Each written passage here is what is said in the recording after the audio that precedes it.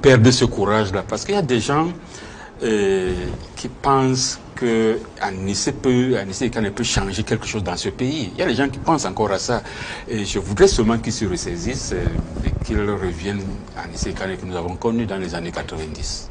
Justement, vous avez parlé avec Esther Maël de la partition, entre guillemets, du Manidem. Vous avez été porté à la présidence et puis le ministre de l'administration territoriale a décidé, a désigné Anissé Kane comme président. Aujourd'hui, je vais vous poser trois questions succinctes successivement. Aujourd'hui, est-ce qu'on peut dire que le Manidem est comme son ancêtre de qui il est tiré, l'UPC, partitionné en deux? Et si réellement le Manidem est partitionné en deux, vous faites partie de quelle faction du Manidem? Et c'est quoi votre idéologie de ce côté-là aujourd'hui? Alors, je me réjouis d'une chose. Ça, je vais vous en parler.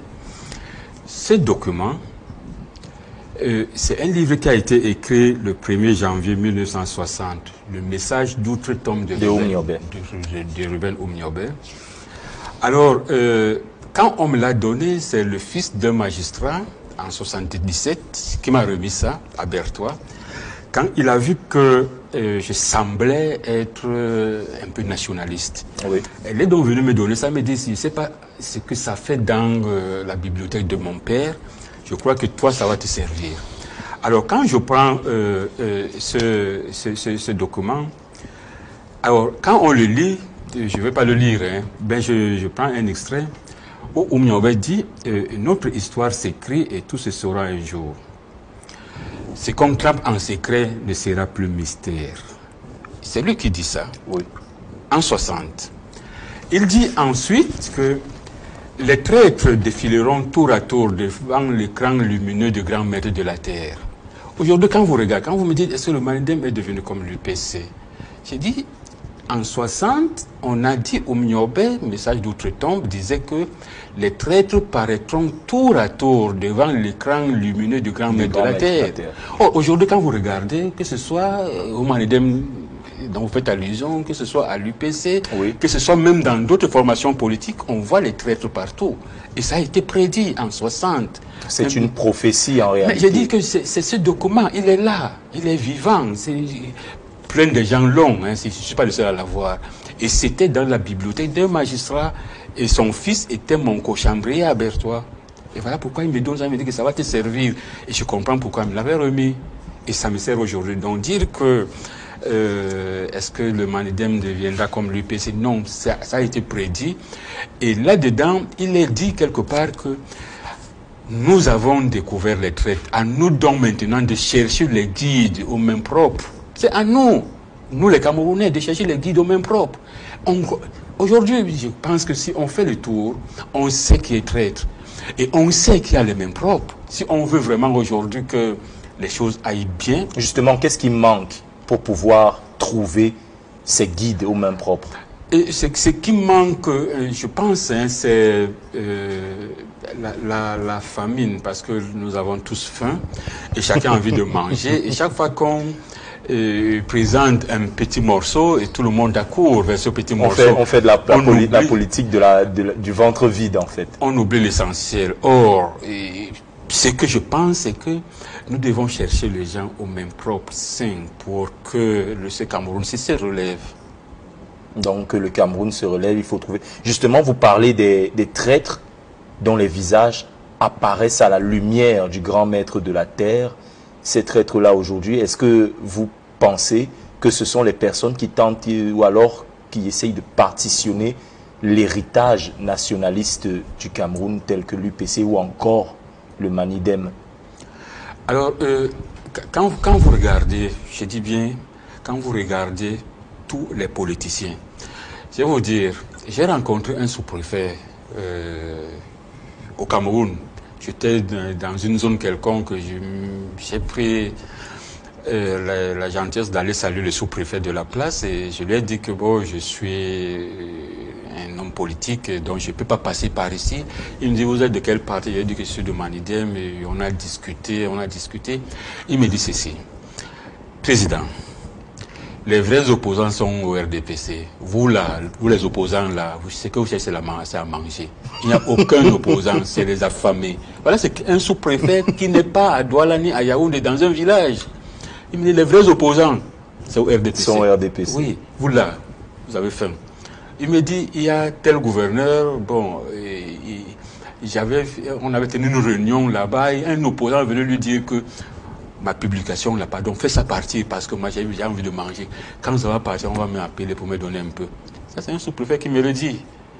Voilà, donc, pour dire que aujourd'hui, ceux qui peuvent, parce que ceux qui sont en prison là, hein, c'est le tribunal camerounais qui a condamné ces gens qui sont en prison. Oui. Donc ça veut dire que au sein de ceux qui nous dirigent, il y a des gens honnêtes, les gens bien, qui sont là.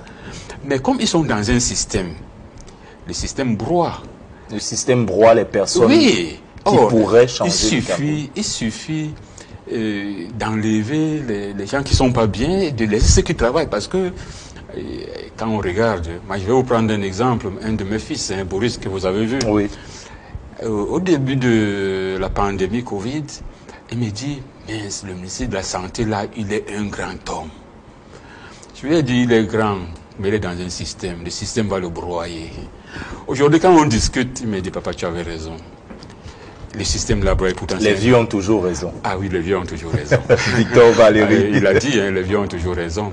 Voilà, aujourd'hui, avec tout ce qu'il faisait à l'époque, les jeunes l'ont apprécié. Ils disent, mais ça, c'est quelqu'un de bien.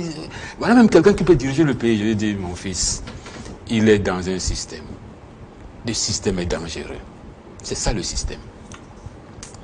Donc, que faut-il aujourd'hui pour entre guillemets, mettre fin à ce système-là? Alors, mettre fin à ce système, il ne faut pas combattre le président Paul Biya, là où il est. Il vous connaît tous. Il sait que tous ceux qui pleurent là, ils ont faim. Quand il veut vous donner un peu, vous restez tranquille. C'est pour ça qu'il ne répond pas souvent. On dit qu'il ne parle pas. Non, c'est parce qu'il connaît que tous ceux qui s'agitent là. C'est des agitateurs. C'est des agitateurs, c'est pas eux. Il n'a pas peur d'eux. Il a plutôt peur de... Si vous vous souvenez, depuis que je connais le président Paul Biya, je l'ai vu énervé une seule fois. C'était en 2008. Parce que là, c'était une action spontanée. C'était dirigé par personne. Et là, il ne maîtrisait pas. Oui. La seule fois que j'ai vu... Vous parlez sûrement des émeutes de la fin de février 2008. Ouais. La seule fois que j'ai vu le président Biya parler avec fermeté, c'était ce jour-là. Or, les autres jours-là, il sait que bon... Ça a été diligenté par un groupuscule de personnes qu'il connaît, qu'il maîtrise, oui. Alors que les émeutes de la fin, c'est le peuple. Oui, là c'était spontané. Donc là, vraiment, il était sérieux. Et il a dit, faites ceci, faites ça. Il a même augmenté le salaire, il a fait des choses spontanément pour arrêter tout ça.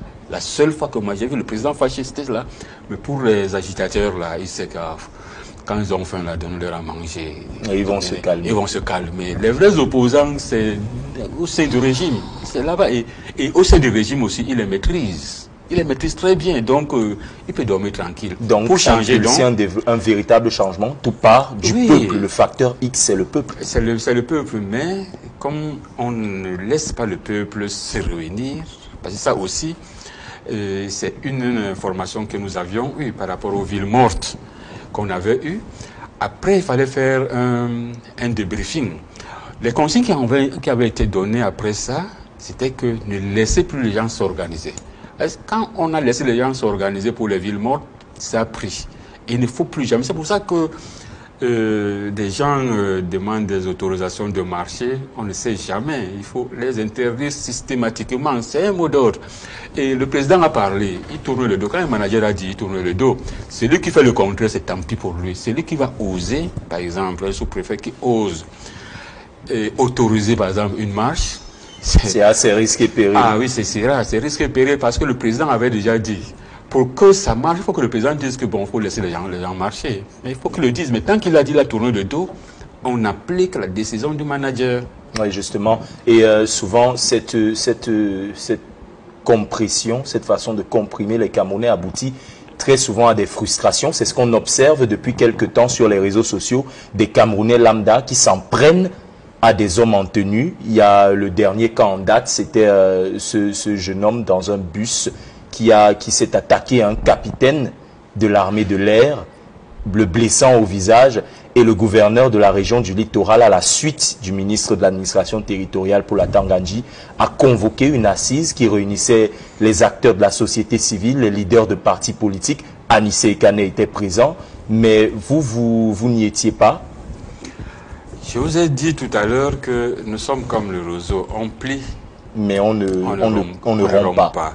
Nous sommes en train de travailler parce que les traités défileront tour à tour devant l'écran lumineux de la Terre. Le moment venu, on saura. Et en plus, vous avez pris un bel exemple, le problème de l'agression des hommes en tenue. Moi, j'ai suivi le message du ministre de l'administration territoriale, que j'ai apprécié d'abord. Et j'ai envie de lui dire, au ministre de l'administration territoriale, que son message a été bon. Mais ce message sera parfait si, en plus de ça, on donne des recommandations aux gens en tenue qui ne doivent plus aller dans des ventes emportées en tenue. Tout simplement, il faut que les deux s'accompagnent. Parce que c'est eux qui vont au bar, qui vont partout avec la tenue de l'État, qui souillent l'État, parce que quand ils vont avec la tenue de l'État, ça veut dire qu'ils souillent l'État. Il faut aussi des mesures comme ça se faisait avant. Parce qu'avant, tu ne pouvais pas venir un homme en tenue dans un bar, en train de boire, en tenue. Tu ne pouvais pas le voir. Mais aujourd'hui, ces hommes en tenue méprisent l'État en portant la tenue de l'État dans des endroits peu appropriés. Voilà. Et en ce moment-là, il faudrait que le serpent caché, affamé à Tanganyika sorte aussi de l'autre côté quand le policier, le gendarme ou le militaire se retrouve dans un endroit mondain avec l'État. Oui, justement.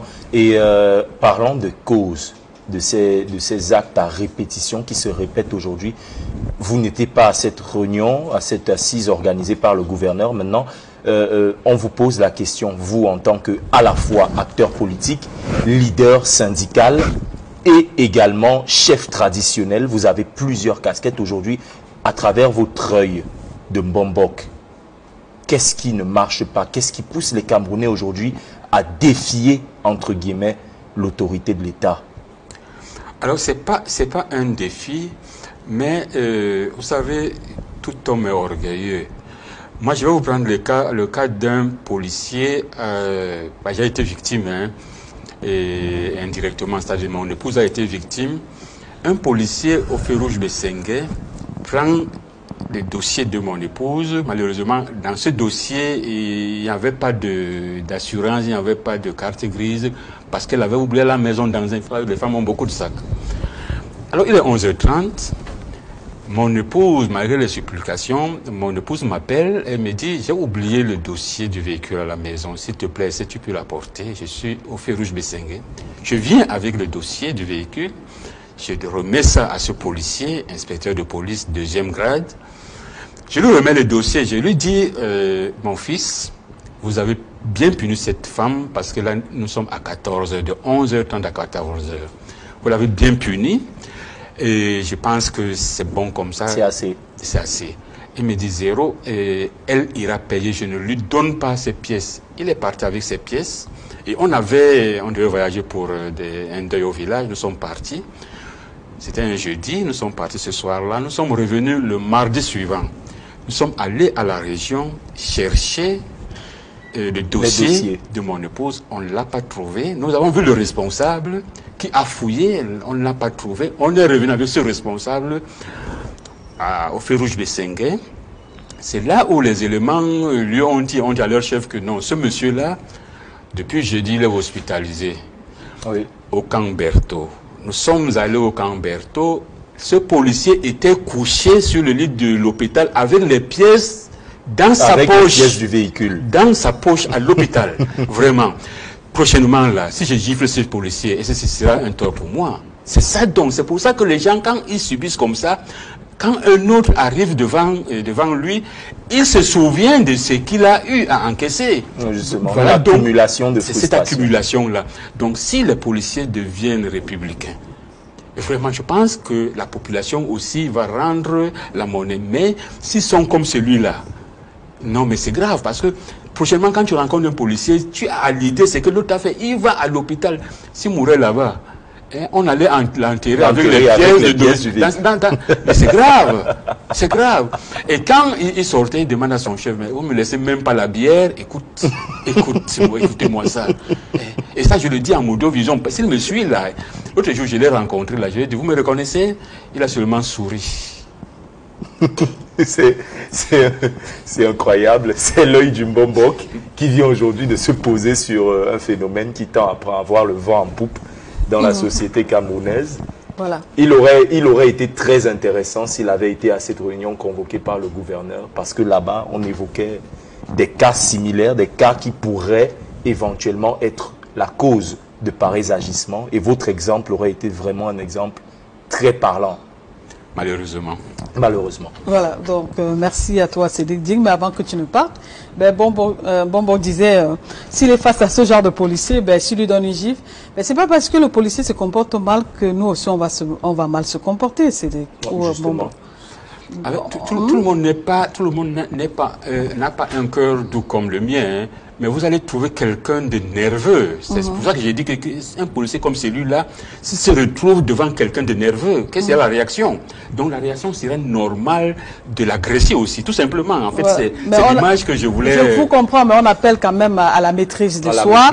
C'est une qualité qui a tendance à disparaître dans notre société. Donc il faut se maîtriser. On sait que c'est pas facile aussi, oui. Cédric, mais il faut apprendre à se maîtriser lorsqu'on est face à certaines injustices. En allant donner un coup de poing, imaginez-vous, la personne tombe et meurt.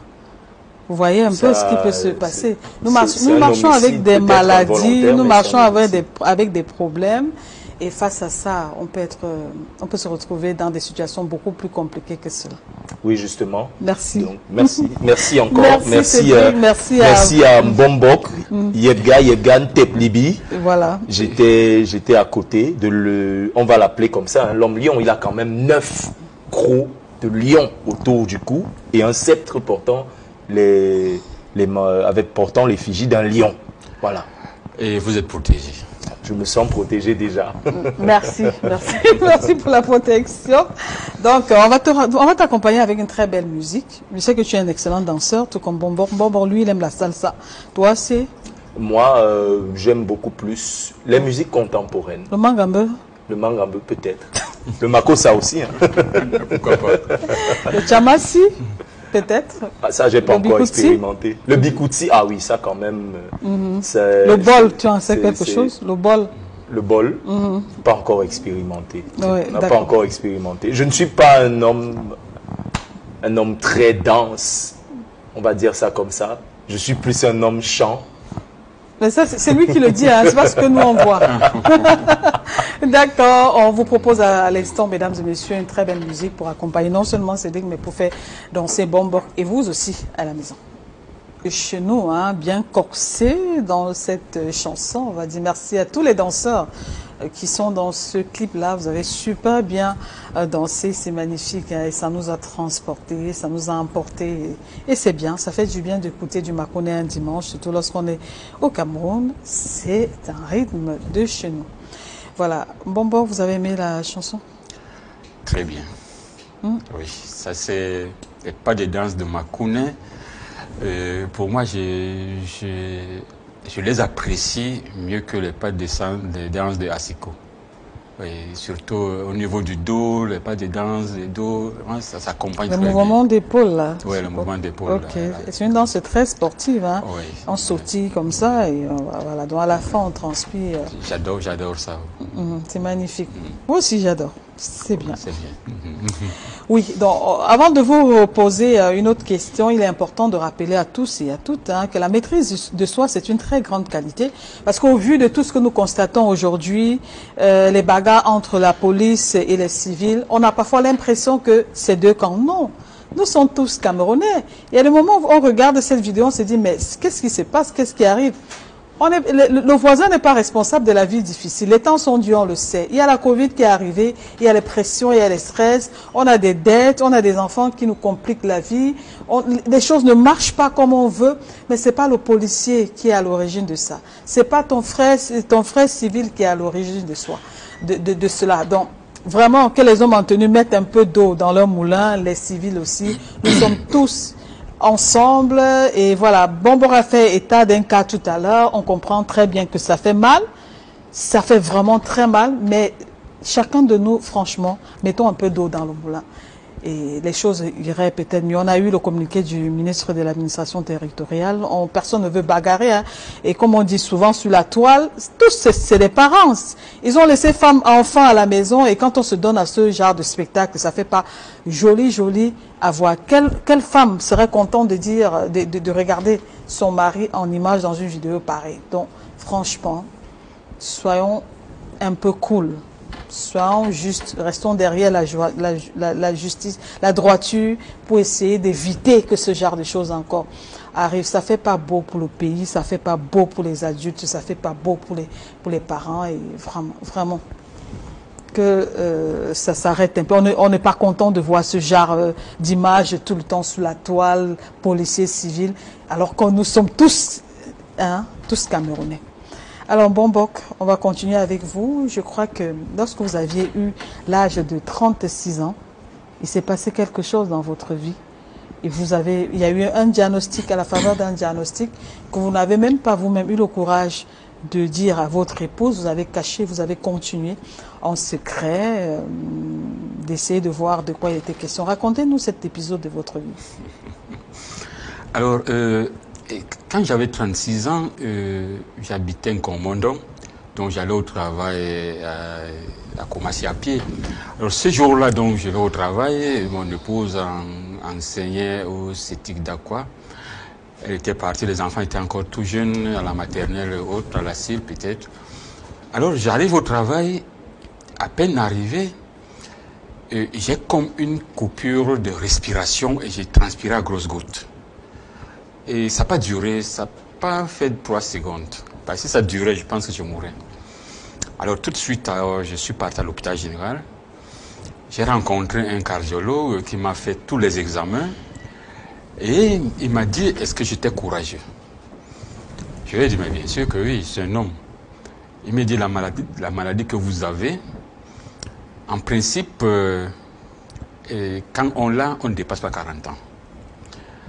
Donc, rassurez-vous, il n'y a pas un traitement, mais vous n'allez pas dépasser 40 ans. Comme vous avez 36 ans, vous avez encore 4 ans de vie. Alors, il me prescrit un remède, il me dit, ce remède, déjà il me dit que la maladie que j'ai, on appelle ça l'angine de poitrine. Ça veut dire que les artères se bougent de l'intérieur. Le sang ne circule plus normalement et ça vous étouffe et vous mourrez. Il me dit, je vous prescris quand même un remède pour essayer de dilater vos artères et peut-être que ça pourra vous aider. Mais rassurez-vous, dans 4 ans, vous ne serez plus de ce monde. 4 ans, c'est le maximum. 4 maximum. C'est-à-dire vous ne dépassez pas 40 ans. Alors je rentre donc, je me dis, oh, ma jeune femme, mes petits-enfants, que deviendront-ils? Je m'engage donc à avoir une maison en location-vente à la SIC, que j'obtiens. Je ne dis pas pourquoi je le fais à mon épouse. Et quand je prends ça, je prends avec un crédit au crédit foncier avec option d'assurance vie. Parce que moi, je sais que dans 4 ans, moi, je ne serai plus là. Il faudrait donc que ma famille reste quand même sous un toit. J'ai souscrit l'assurance éducation pour mes 4 enfants. Ça fait que mon salaire était parti comme ça. Et moi, je savais ce que je faisais, mais je ne dis rien à personne. Alors, à personne, vraiment à personne. Personne. Je connais seul, mais je mène des actions. Moi, je sais que je vais mourir bientôt, mais il faudrait que mes enfants aillent à l'école, il faudrait que ma famille soit dans une maison. OK? Alors, 39 ans, j'ai dit, dans 1 an, je ne serai plus là. J'organise tout pour que rien ne se passe après moi. 40 ans. J'ai dit, OK, le moment est venu. Tout est nickel. J'attends donc la mort venir, la mort ne vient pas. On attend la mort comment? On est fâché, on pleure non, quand même, on fait son deuil. On est Dis-nous un peu, parce que vous racontez ça. C'est est facile à raconter, mais on a l'impression que... En fait, moi j'étais naturel, je me disais... À quel moment vous l'avez pleuré? Non. À quel moment vous avez fait votre deuil? Non. Je me dis, j'ai déjà une femme, j'ai 4 enfants, et j'assure l'éducation de mes enfants. j'assure de toi pour ma famille, donc même si je pars maintenant, je ne serai pas le premier à mourir. Je mène la vie normalement, sans stress, sans souci. 41 ans, je suis toujours vivant. 42 ans, toujours vivant. Après... Vous ne repartez pas voir le médecin? Non. Non? Non. Et vous ne faites même pas une contre... Je ne fais rien, parce que moi j'attends de mourir. Vous n'allez pas voir un autre médecin? Je ne fais rien. Sincèrement, je ne fais rien. J'attends de mourir. Moi, j'ai déjà tout préparé pour ma famille. J'ai dit que bon, c'est fait, c'est fait. Alors, quand 10 ans passent, c'est-à-dire quand j'ai 50 ans, alors j'entreprends donc de construire au village. J'ai dit à mon épouse, bon, on va construire au village maintenant. C'est pendant ces constructions que je lui dis, tu sais pourquoi on a fait ci? Je lui raconte donc l'histoire. Et elle pouvait me manger cru. Elle dit, mais tu as un problème comme ça, tu gères ça seul, je suis ton épouse, pourquoi? Il dit que non, ça c'était plus fort que toi. Parce que tu allais paniquer, tu allais, oh j'ai maîtrisé ça, tu vois, aujourd'hui si je meurs, ce n'est plus ça. J'ai 50 ans là, donc ce n'est plus ça qui m'a tué. Donc voilà donc l'histoire de... Et vous avez encore fait 13 autres années? Oui, j'ai 63 ans aujourd'hui. Et il vit, ce médecin? Je ne l'ai plus, je sais seulement qu'il s'appelait Ayouk. C'était quel cardiologue, bon, l'hôpital général, oui. Ah, Monsieur Ayouk. Et quand j'ai rencontré le médecin... C'est parti, c'est parti. Ouais. Quand j'ai rencontré le médecin de l'entreprise, à l'époque, je lui ai raconté l'histoire. Après, il me dit effectivement, à l'époque, l'angine de poitrine, on ne traitait pas. Quand tu avais ça, c'était pour mourir. Or, aujourd'hui, on a trouvé les traitements dont on peut. Et vous n'avez pas l'impression que c'était un faux diagnostic? Vraiment, je ne sais pas. Vous êtes quand même spécial, hein? Je pense que tout un chacun ici a une vie bien tracée. Hein. Parce que quand je regarde toute ma vie, je pense que tout a été bien tracé, que j'ai fait seulement que suivre ce qui a été prédéfini. C'est ce que je pense. Parce que ma vie, c'est tout un livre. Et après ça, tout est rentré dans la norme? Oui, je n'ai plus jamais eu ces crises depuis là. C'était une fois de votre vie? Une seule fois, l'unique fois que j'ai eu ça. J'avais d'autres problèmes de respiration. Monsieur Ndjok a été mon médecin, que je salue en passant, et je suis sûr qu'il est à l'écoute.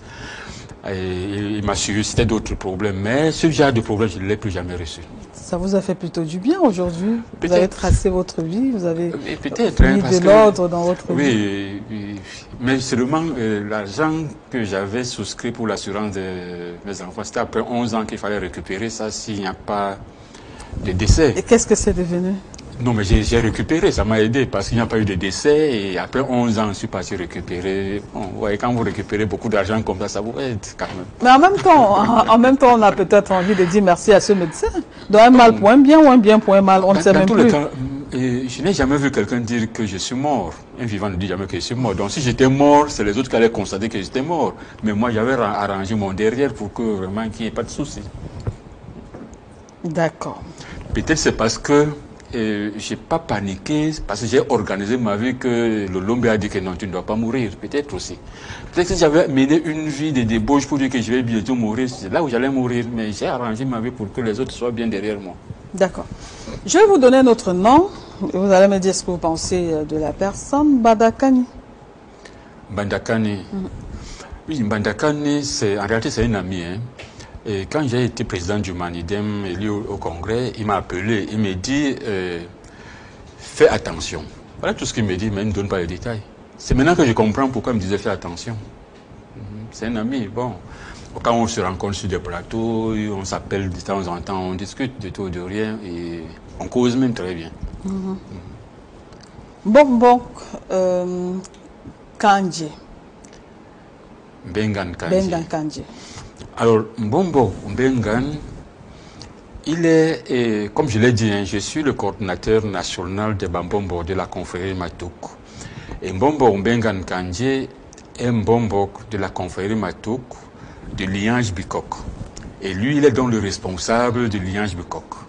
Donc, je pense qu'avec Mbombo Mbengan, on est dans la même confrérie et il n'y a pas de souci. Bon, Biton, vous avez dit que les prénoms de Benoît Biton, oui. On devrait éviter les prénoms lorsqu'on met Mbombo devant. Alors, Benoît Biton, il n'est pas de la confrérie Matou dans tous les cas. Et si